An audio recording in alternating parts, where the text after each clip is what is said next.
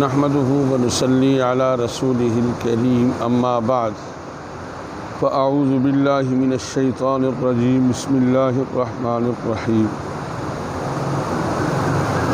ووصينا الإنسان بوالديه إحسانا حملته أمه كرها ووضعته كرها وحمله وفصاله 30 شهرا حتى إذا بلغ أشده وبلغ 40 سنة قال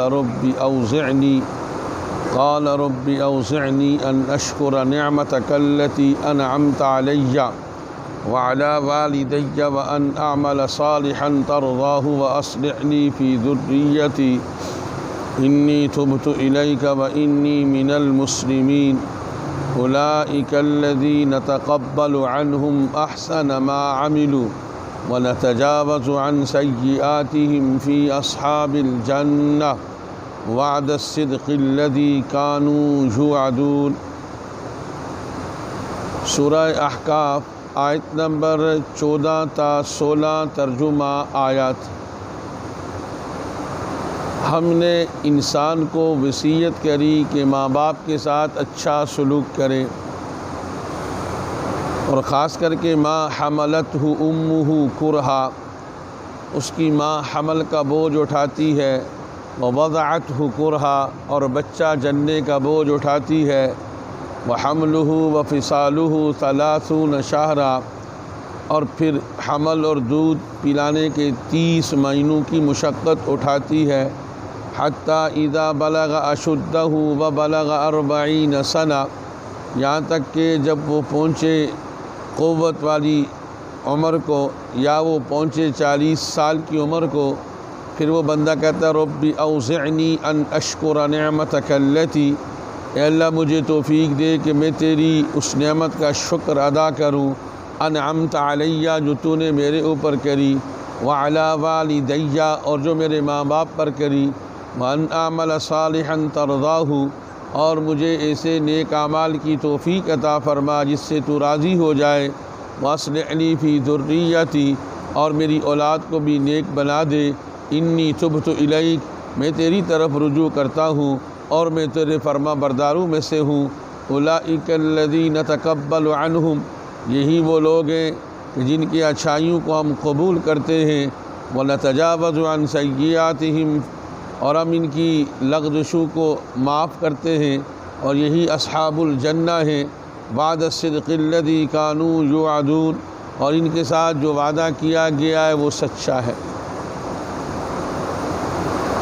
تو گزشتہ درس میں یہ بات آئی تھی، اللہ جل شانہ کے ہاں ممدوح استقامت ہے، استقامت کے ساتھ تھوڑا عمل روزانہ کی بنیاد پر ہو، اس بڑے عمل سے جو سال میں ایک مرتبہ ہو، مہینے میں ایک مرتبہ ہو، اس سے یہ عمل بڑا عمل ہے۔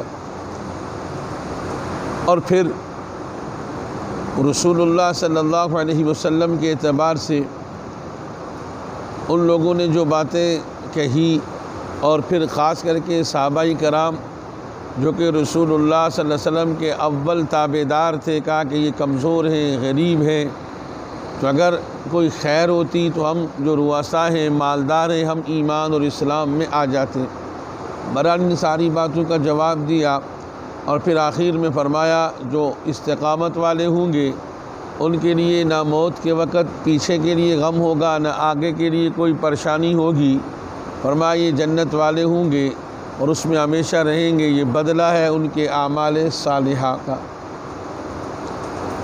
تو اللہ جل شانہ کا عجیب نظام ہے، جیسا کہ حقیقی خالق اور مالک ساری کائنات کے اللہ ہیں، اسی طرح انسان کے دنیا میں وجود کے اعتبار سے یا دنیا کے اندر پیدائش کے اعتبار سے اللہ جل شانہ نے ماں باپ کو سبب بنایا۔ تو جہاں اللہ جل شانہ نے اپنی وحدانیت کے اعتبار سے انسانوں کو سمجھایا، وہاں پر ماں باپ کے حقوق کو بھی بیان کیا۔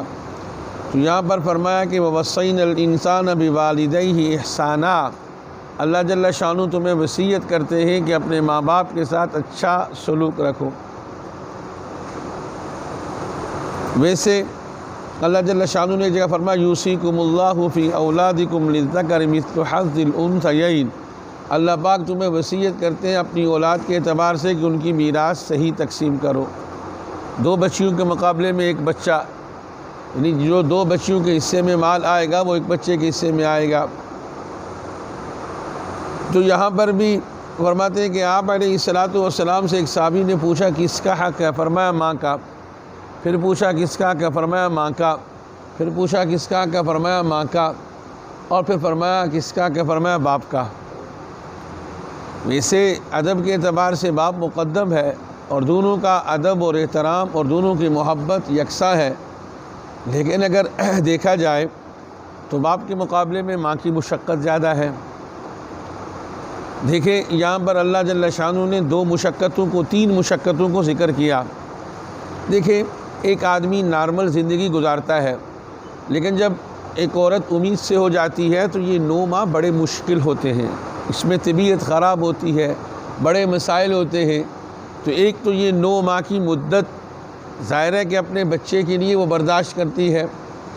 پھر اس وقت فرمایا کہ جب انسان کی ولادت ہوتی ہے، اس موقع پر بہت ساری عورتیں شہید ہو جاتی ہیں، موت کے منہ میں چلی جاتی ہیں، تو فرمایا کہ اس وقت بچہ جننے کے اعتبار سے اگر کسی عورت کو موت آ جائے تو شہادت کی موت ہوگی۔ تو یہ مشکل وقت بھی ثم السبیل یسرا، اللہ فرماتے ہیں انسان تیرے پیدا ہونے کے راستے کو ہم نے آسان کر دیا، لیکن تمہاری ماں موت کے منہ کے قریب سے واپس پلٹتی ہے۔ پھر اس کے بعد یہ دور بھی ختم ہو جاتا ہے تو 2 سال تک ظاہر ہے کہ بچے کو دودھ پلانا، اس کی سردی گرمی کی ترتیب کو اپنانا اور اس کے اشاروں کو سمجھنا، اور اس وقت جب بچہ حرکت نہیں کر سکتا تو کتنی بڑی مشقت ہوتی ہے۔ تو اس اعتبار سے ماں کے اعتبار سے ماں پر مشقت زیادہ آتی ہے، اس لیے فرمایا 3 مرتبہ ماں کا حق ہے اور 4تھی مرتبہ فرمایا کہ باپ کا حق ہے۔ حقیقت میں انسان کو اگر اس کی عظمت پتہ چل جائے کہ ماں باپ کے اعتبار سے ان کی عزت و احترام، دیکھیں ایک بات تو یہ ہے جی ہم تو اپنے ماں باپ کے تابعدار ہیں، جو منہ سے بات نکالتے ہیں ہم پورا کرتے ہیں۔ تو اگر اسی پیارے بچے سے سوال کریں جب تو پیدا ہوا تھا تو بول سکتا تھا؟ جب 2 سال تک نہ تو حرکت کر سکتا تھا، تیرے اشاروں کو، تیرے کنایوں کو، اور فقط تیرے اٹھنے بیٹھنے اور حرکت سے ماں باپ تیری ساری چیزوں کو سمجھتے تھے۔ اب جب ماں اور باپ بوڑھاپے کی دہلیز میں پہنچے ہیں، پوچھا تو بیماروں سے جاتا ہے کیا کھانا ہے کیا پینا ہے۔ اصل اولاد کے لیے کیا ہے کہ ماں باپ کی منشا کو سمجھنا۔ کسی نے کسی سے اللہ والے سے یہ کہا کیا کروں، جو کچھ ماں باپ منہ سے نکالتے ہیں پورا کرتا ہوں، پھر بھی ماں باپ راضی نہیں ہیں۔ کہا کہ تم جاؤ اور ان کے کہنے سے پہلے ان کی ضرورت کو پورا کرو، پھر دیکھتے ہیں کہ ماں باپ خوش ہوتے نہیں ہوتے۔ تو اس لیے اپنے ماں باپ کی عزت و توقیر کرنا۔ فرمایا کہ ماں باپ کو محبت کی نگاہ سے دیکھنا ایک حج ایک عمرے کا ثواب ملتا ہے۔ کتنے بڑے فضائل ہیں۔ اور دیکھیں بعض اعمال ایسے ہیں، دیکھیں یہ تو اللہ پاک نے دنیا کو دارالعمل بنایا ہے، آخرت کو دارالجزا بنایا ہے۔ بھائی جو عمل جو کرتا ہے اس کا بدلہ آخرت میں ملے گا، لیکن کچھ ایسے زبردست قسم کے اعمال ہوتے ہیں جن کا بدلہ دنیا میں ملتا ہے۔ یعنی ظالم اگر ظلم کرے گا آخرت میں تو سزا ہے، دنیا میں نہیں بچے گا۔ اسی طرح جو لوگ اپنے ماں باپ کی عزت عظمت کی توقیر کی رعایت رکھتے ہیں، اللہ دنیاوی اعتبار سے بھی ان کو سرخروئی دیتے ہیں، دنیا میں یہ نقد انعام ہوتا ہے۔ تو اسی کے متعلق فرمایا حملتہ امہ کرہا ووضعتہ کرہا، ماں کی مشقتیں گنوا رہے ہیں اللہ پاک کہ جس ماں نے حمل کے بوجھ کو برداشت کیا، تیرے جننے کے بوجھ کو برداشت کیا، اور فرمایا کہ 30 مہینے 6 ماہ حمل کے 2 سال دودھ، یہ 30 مہینوں تک تمہاری مشقت کو برداشت کیا، تو اب جب انسان بڑھاپے میں پہنچے اور اپنی بیوی کی خاطر ماں باپ کو دھکے دے کر نکال دے، اللہ معاف فرمائے آئے دن کیسی خبریں آتی ہیں کہ ماں کو پیٹ دیا، باپ کو نکال دیا۔ الحفیظ والامان، میرے بھائیوں ہم اعمال تو وہ کر رہے ہیں، آسمان سے پتھر برسنے چاہیے، لیکن اللہ جل شانہ کو اس امت پہ یہ احسان کروا دیا کہ آپ علیہ السلام کی دعائیں آڑے آ جاتی ہیں، وگرنہ ہمارے اعمال بد کہاں سے کہاں تک پہنچ چکے ہیں۔ اور پھر فرمایا کہ جب انسان 40 سال کی عمر کو پہنچے اور پھر وہ دعا کرے ربی اوزعنی ان اشکر نعمتک التی، اے ربا مجھے توفیق دے کہ میں تمہارا شکر گزار بن جاؤں، تیری نعمتوں کا شکریہ ادا کرنے والا بن جاؤں۔ فرمایا کہ نعمتوں کا شکر ادا کرنا چاہیے، اس سے نعمتیں بڑھتی ہیں۔ اور فرمایا کہ اگر کوئی اچھا احسان کرے، کوئی تمہارے ساتھ اچھائی کرے تو اس کا بھی احسان کرے، احسان کا بدلہ احسان سے دے، اس کا بھی شکریہ ادا کرے۔ من لم یشکر الناس لم یشکر اللہ، فرمایا کہ جو لوگوں کا شکریہ ادا نہیں کرتا وہ اللہ کا بھی شکر ادا نہیں کر سکتا۔ بھائی اگر کسی نے تعاون کر لیا، کسی نے آپ کی مدد کر لی، کسی مشکل میں پھنسے تھے، اس نے آپ کے ساتھ اچھا معاملہ کر لیا، تو بھائی الفرماء الانسان عبد الاحسان، انسان تو احسان کا بندہ ہے، تو اللہ کا بھی ان کی نعمتوں کا شکر ادا کرنا، اگر کوئی بندہ اچھائی کرے تو اس کا بھی شکریہ ادا کرنا۔ اور پھر فرمایا وعلی والدیہ، اے اللہ ہمارے اوپر جو آپ نے نعمتوں کی برسات کری اور ہمارے والدین، بھائی دیکھیں اللہ نے صحت دی، فراغت دی، آنکھ کان دی، یہ کہ اللہ کی نعمتیں نہیں ہیں؟ کیا ہم نعمتیں پیسوں کو سمجھیں؟ پیسے ہیں تو نعمتیں نہیں، بھائی وہ تو ثانوی چیز ہے۔ اصل آدمی سوچے تو صحیح، اللہ نے دل و دماغ دیا، ساری چیزیں اللہ جل شانہ نے عطا فرمائی ہیں۔ فرمایا کہ کچھ شکر کا ترتیب یہ ہوتی ہے، انسان زبان سے حال سے کرتا ہے، کچھ شکر کی کیفیت یہ ہوتی ہے کہ انسان عمل سے کرتا ہے، اور فرمایا کہ خارجی چیز بھی ہے کہ جب انسان شکر گزار بن جاتا ہے اللہ اس کو نیک بیوی دے دیتے ہیں، نیک اولاد دے دیتے ہیں، اچھے رشتہ دار دے دیتے ہیں، اچھے دوست دے دیتے ہیں، یہ اس نعمت کے شکریہ کے بدلے میں اللہ پاک اس کو عطا کرتے ہیں۔ تو حقیقت میں اگر کسی کو اچھی نیک بیوی مل جائے، نیک اولاد مل جائے، اچھے دوست مل جائیں تو یہ کتنی بڑی نعمت ہوتی ہے۔ اور پھر فرمایا وَأَنْ أَعْمَلَ صَالِحًا تَرْضَاهُ، اے اللہ مجھے ایسے اعمال کی توفیق دے جس سے تو راضی ہو جائے، اور میری اولاد کو نیک بنا دے۔ دنیا میں سب سے بڑی نعمت کیا ہے؟ اگر کسی کو نیک اولاد مل جائے، اور اللہ نے ترغیب بھی دی، سورہ فرقان میں ہے آخری آیت سے پہلے ربنا هب لنا من ازواجنا وذرياتنا قرة اعین واجعلنا للمتقین اماما، اللہ ہمیں ہبہ کر لے ایسی بیویاں، ایسی اولاد جو ہماری آنکھوں کی ٹھنڈک کا سما ہوں اور نیک لوگوں کے امام بن جائیں۔ فرمایا کہ ہر فرض نماز کے بعد اس دعا کو پڑھنا چاہیے، اللہ پاک گھروں کے اندر چین سکون راحت دیں گے۔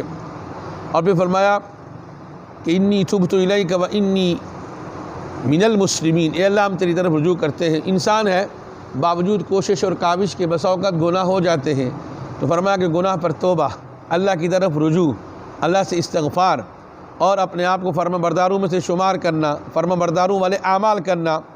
تو فرمایا کہ جو اس طرح کریں گے اللہ فرماتے نتقبل عنہم، ہم ان کے اچھے اعمال کو قبول کرتے ہیں۔ جو شکر گزار بن جائے، اللہ سے دعائیں کرے، اللہ سے تعلق بنا لے، اللہ فرماتے ہم ایسے لوگوں کے اعمال حسنہ کو قبول کرتے ہیں۔ وَنَتَجَاوَزُ عَنْ سَيِّئَاتِهِمْ، اور جب کبھی کوئی لغزش ہو جائے تو ہم اس لغزش کو معاف کر دیتے ہیں، اور اس کو ہم اصحاب جنت میں سے شمار کر دیتے ہیں، یعنی ایسے لوگوں کو ہم جنت کا اعتبار سے داخل کر دیں گے۔ اور فرمایا وعد الصدق الذی کانوا یوعدون، اللہ کا وعدہ سچا ہوتا ہے جس کا اللہ نے وعدہ کیا، یعنی ایمان، اعمال صالحہ، اللہ کی تابعداری، اس پر اللہ نے جنت کا وعدہ کیا ہے، اور اللہ کا وعدہ سچا ہے، اللہ کے وعدے میں کوئی دوہری بات نہیں ہو سکتی۔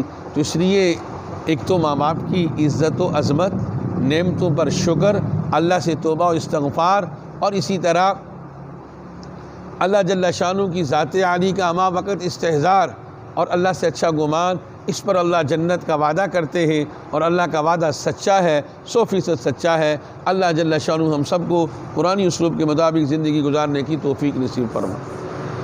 اللہم ارحمنا بالقرآن العظیم واجعلہ لنا اماما ونورا وہدی ورحمہ، اللہم ذکرنا منہ ما نسیت وعلمنا منہ ما جہلت وارزقنا تلاوتہ آناء اللیل وآناء النہار واجعلہ لنا حجتا یا رب العالمین، آمین برحمتک۔